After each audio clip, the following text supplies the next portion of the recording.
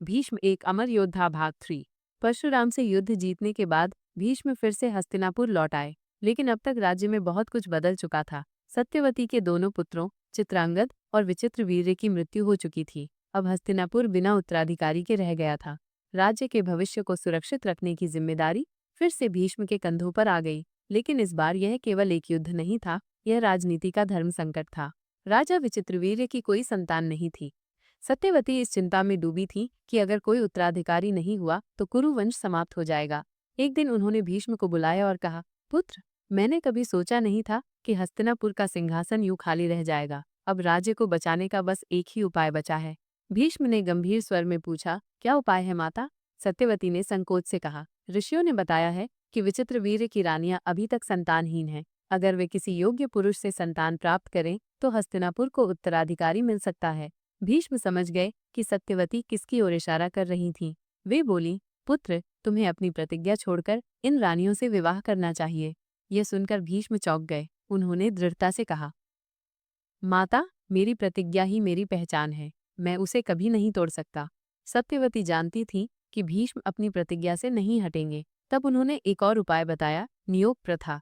लेकिन यह उपाय लाने से पहले सत्यवती को अपने अतीत का एक बहुत बड़ा रहस्य उजागर करना पड़ा। जब सत्यवती ने भीष्म को बुलाया और कहा, पुत्र, तुम्हें एक ऐसी सच्चाई बताने जा रही हूँ जिसे आज तक मैंने किसी को नहीं बताया। भीष्म ध्यान से सुनने लगे। सत्यवती ने कहा, मेरी एक संतान और है, महर्षि वेदव्यास। पौराणिक कथाओं के अनुसार सत्यवती जब वे युवावस्था में थीं, तब उनके पिता मत्स्यराज ने उन्हें नाव चलाने का कार्य सौंपा था। एक बार ऋषि पराशर यमुना पार करने के लिए सत्यवती की नाव में सवार हुए। नाव को सत्यवती चला रही थी। उसके रूप को देखकर ऋषि मोहित हो गए। ऋषि पराशर ने सत्यवती के सामने सहवास का प्रस्ताव रख दिया। सत्यवती ऋषि पराशर के साथ सहवास के लिए तैयार हो गई, मगर उसने ऋषि के सामने कुछ शर्तें रख दी। सत्यवती ने कहा कि अगर ऋषि इन शर्तों को पूरा करते हैं तो वो उनके साथ सहवास के लिए तैयार है। सत्यवती की पहली शर्त थी कि उन्हें सहवास करते हुए कोई न देखे। ऋषि ने ये शर्त मान ली और अपनी दिव्य शक्ति से घने कोहरे का कृत्रिम आवरण बना दिया। सत्यवती ने फिर कहा कि उसकी कौमार्यता किसी भी हालत में भंग नहीं होनी चाहिए। ऋषि ने आश्वासन दिया कि सहवास के बाद उसकी कौमार्यता वापस आ जाएगी। सत्यवती ने ऋषि पराशर के सामने एक और शर्त रखी। उसने कहा कि अगर ऋषि उन्हें मछली जैसी बदबू से मुक्त करेंगे तो ही वह उनके साथ सहवास करेगी। ऋषि ने तुरंत उसकी बदबू दूर कर दी और उसके शरीर से फूलों की खुशबू आने लगी। इस तरह ऋषि पराशर और सत्यवती के बीच सहवास हुआ। सत्यवती ने फिर एक पुत्र को जन्म दिया। जन्म के तुरंत बाद ही वो बालक बड़ा हो गया। उसके शरीर पर जटाजूट और नेत्रों में अद्भुत तेज था। उसने सत्यवती को प्रणाम किया और कहा, माँ, मैं इस संसार में एक महान उद्देश्य के लिए आया हूँ। मैं वेदों का संकलन करूंगा और धर्म की स्थापना करूंगा। जब भी आपको मेरी आवश्यकता होगी, बस मुझे स्मरण करना, मैं तुरंत आपके समक्ष उपस्थित हो जाऊंगा। यह कहकर वो बालक तपस्या के लिए वन में चला गया। सत्यवती ने उन्हें यह विस्तार से बताया। यह सुनकर भीष्म आश्चर्यचकित रह गए। अब जब हस्तिनापुर का भविष्य अंधकारमय हो गया था, सत्यवती ने वेद व्यास को स्मरण किया। कुछ ही क्षणों में महर्षि वेदव्यास हस्तिनापुर के महल में प्रकट हुए। सत्यवती ने उनसे कहा, पुत्र, तुम्हें हस्तिनापुर के भविष्य को बचाने के लिए मेरी आज्ञा का पालन करना होगा। तुम्हें नियोग द्वारा विचित्रवीर्य की रानियों से संतान उत्पन्न करनी होगी। वेदव्यास ने माता की आज्ञा स्वीकार कर ली, लेकिन कहा, माता, मैं वर्षों से कठोर तपस्या कर रहा हूँ। मेरा रूप कठोर और भयानक हो चुका है। यदि रानियां मुझे देखकर भयभीत हो गईं, तो इसका प्रभाव उनकी संतान पर पड़ेगा।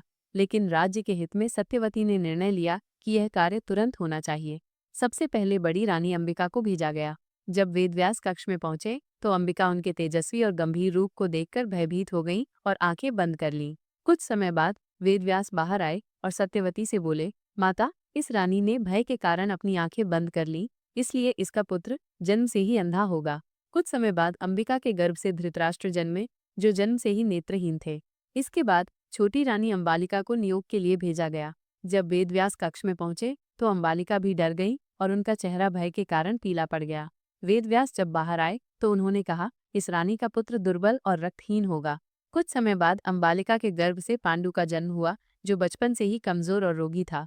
अब सत्यवती चिंतित हो गईं। उन्होंने अंबिका से कहा, इस बार तुम्हें डरना नहीं है और धैर्य रखना है। लेकिन अंबिका पहले के अनुभव से इतनी भयभीत हो चुकी थी कि उन्होंने अपने स्थान पर अपनी एक दासी को भेज दिया। वेदव्यास जब बाहर आए तो बोले, इस दासी का हृदय निर्मल और पवित्र था। इससे उत्पन्न पुत्र अत्यंत बुद्धिमान और धर्मपरायण होगा, लेकिन वह क्षत्रिय नहीं होगा, इसलिए इसे राज सिंहासन नहीं मिलेगा। कुछ समय बाद विदुर का जन्म हुआ, जो नीति, धर्म और बुद्धिमत्ता में सबसे महान बने। अब हस्तिनापुर को 3 उत्तराधिकारी मिल चुके थे। एक धृतराष्ट्र, जो जन्म से अंधे थे। 2 पांडु, जो बचपन से ही कमजोर और रोगी थे। 3 विदुर, जो धर्म और नीति के ज्ञाता थे, लेकिन क्षत्रिय न होने के कारण राजा नहीं बन सकते थे। अब सबसे बड़ा प्रश्न था, हस्तिनापुर का राजा कौन बनेगा? अगला भाग देखने के लिए आपके अपने मराठी एक्सेस स्टूडियो चैनल को सब्सक्राइब करें। धन्यवाद।